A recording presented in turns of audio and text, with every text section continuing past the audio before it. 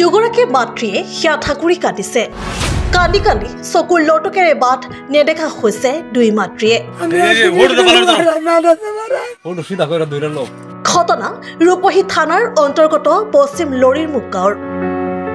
ঘটনা অনুসৰি কিছুদিন পূৰ্বে গাঁওখনৰ দুটা পৰিয়ালৰ দুজনকৈ ছাত্ৰ সন্ধানহীন হৈছে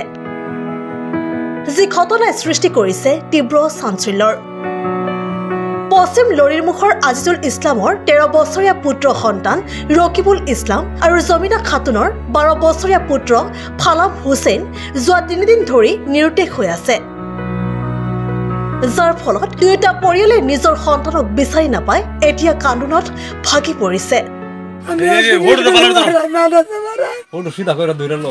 দুই ছাত্ৰৰ নিৰুদ্দেশৰ ঘটনা সন্দৰ্ভত পৰিয়ালৰ লোকে কাৱৈমাৰী আৰক্ষী চকীত দাখিল কৰিছে এজাহাৰ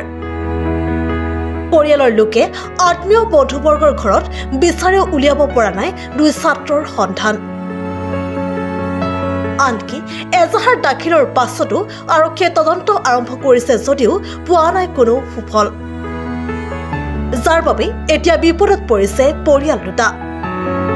অসমবাসীলৈ দুয়োটা পৰিয়ালে জনাইছে কাতৰ আহ্বান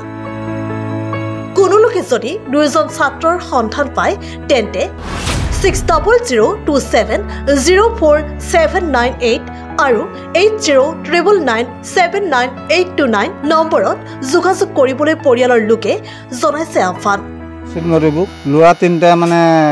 ক'ত গুচি গ'ল আমি কোৱা নাই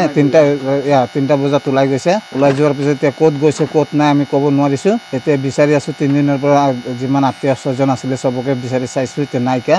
এতিয়া আপোনালোকে ক'ত আছে মানে যদি আপোনালোকে পায় তেতিয়া বিচাৰি উলিয়াই দিয়ক দুজন একেলগত গৈছে ৰাকিবুল হুছেইন আৰু ফালাম হুছেইন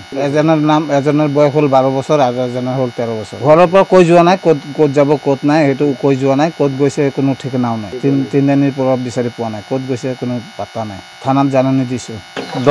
3টা বজাত দোকানত গৈছোঁ দোকানৰ পিছত এই 8টা বজামান দোকানত থাকিছে পিছত মানে আৰু দুটা হিৰ এটা আৰু বেলেগ এটা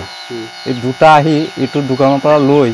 পিছত গৈছে ক'ত গৈছে নাজানো এই ভাবিছোঁ এই চেণ্টাৰতে আছে পিছত মানে কোনফালে গ'ল 10টা মান দেখিছোঁ দেখাৰ পিছত নাই ৰাতি 10টা বাজে মই বিচাৰিছোঁ নাই মানে 8টা বজামান আছিল ঘৰৰ পৰা গৈছে এই 3টা বজাত 3টাৰ দিনত মোৰ নাম ৰকিবুল মোৰ ল'ৰাৰ নাম ৰকিবুল ইছলাম ফালান হুছেইন এইটো দুটা একেলগত এইটোৰ নাম পশ্চিম লৰিৰমুখ এটা 12 বছৰ আৰু এটা 13 বছৰ আজি 3 দিন মান এতিয়া ৰাইজত আহ্বান ৰাইজৰ ল'ৰাটো ক'ত আছে বিচাৰি মানে উলিয়াই দিব লাগে